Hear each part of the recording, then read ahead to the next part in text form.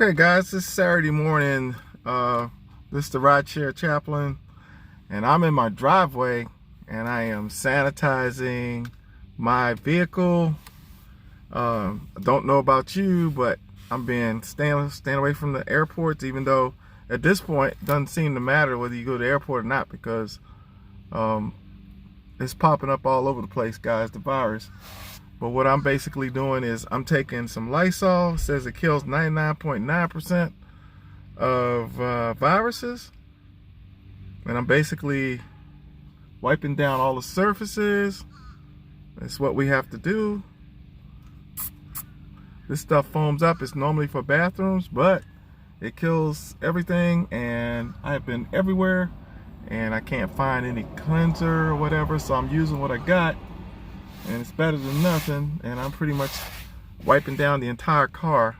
Also the seats, sanitizing the seats, the steering wheel, everywhere I touch, everywhere the passenger touches, wiping down all the surfaces. I'm even wiping down the trunk, vacuuming the trunk out. And I would suggest that you do the same, that you make sure you sanitize your car. I don't know about you, but I'm just gonna kind of not drive right now, but I'm sanitizing my car. And you know, it's tempting though, because yesterday everything was surging in Charleston for half of the day. So, and it was surging this morning. This morning it was like $5.25 surge downtown Charleston. So it's tempting, but you know, it's not worth your health. And the more I listen to drivers and listen to this stuff Uber's sending out. By the way, did anybody ever get any cleaner from Uber? They said they were going to make sure we got cleaner. I haven't gotten any cleaner. They know my address. They can mail it, but they ain't sent nothing. So guys, don't wait on Uber to send you cleaner. You know, invest in getting something to clean your car.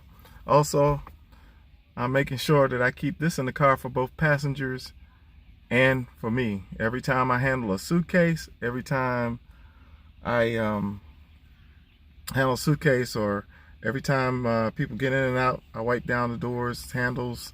I offer this to the passengers when they get in, and I have plenty of it. I offer it, and I only had one person turn this down, so I double wipe down everything that person touched when they got out. But just be safe. And you know, if you're gonna be out there, just try to be very safe. Stop and wash your hands with soap and water. This stuff is good, but you need to wash with soap and water every once in a while. So make sure you're washing your hands. Make sure you're desanitizing your car on every trip. And buddy, it's labor intensive to do this. And you know, the passengers, they ain't gonna tip. They don't tip like they should. And I'm praying about my attitude, because I'm getting cynical about Lyft and Uber and rideshare all together. I'm working on getting my own limo business. I'm working my way out for this. But until then, I've got to work every now and then to make some money. So I try to work smart, staying away from the airports. And I do, but you know, I don't know how much good that's going to do, because when the people get into town and they're walking around. But the one thing I thought about is,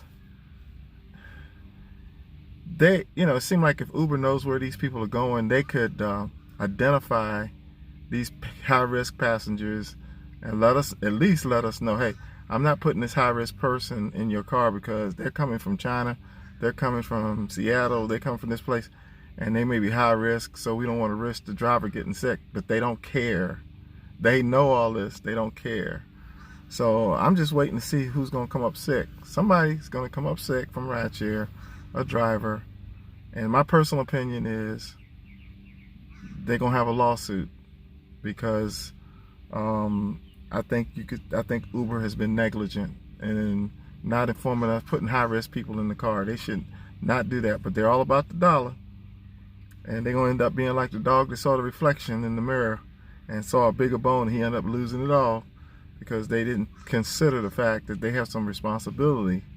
And that 14 days of sick leave, that's a joke. Okay, you can't even get a test. So even if you could, if you come down with it and you can't get a test, and they claiming you got to be tested before you get it. Most jobs, you get sick, you just take leave. All right, I wasn't feeling good Friday, I stayed home. I still get paid. Okay, that's the way leave is, a sick leave is supposed to work. It ain't supposed to be, well, if you test positive, because first of all, they don't even have enough tests out yet, y'all. So the reality is, if you feel sick and you stay home, Uber should have to pay you, bottom line. So should Lyft. They should have to pay you the 14-day. Hey, I'm feeling sick, I was driving last night, I had these people in the car, I don't know if I got corona. There's no way for me to test, so I'm personally quarantining myself for 14 days that you say. So here's the average of what I make, and you need to send me a check, Uber. You need to send me a check, Lyft. I don't understand how they're going to say, so they're really not offering you anything. It's all smoke and mirrors. All right, well, look, guys, have a good Saturday. Stay safe out there. Sanitize, whatever you can get to sanitize. I was in Walmart yesterday. The stores are bare.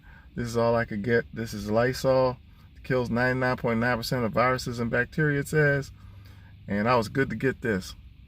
So, you know, stay safe out there. Be careful. And may God bless you in your rising up, laying down as you move forward in life. And, you know, don't forget April 1st. Everybody cuts the apps off. Everybody cuts Uber off on April 1st through the 8th. We strike Uber. We show them who the fools are. So let's do it. Don't forget, let's participate. If we don't work collectively, guys, nothing's going to change. So let's support the rideshare chaplain in that. Let's make sure we turn our apps off April 1st through the 8th. All right, be at peace.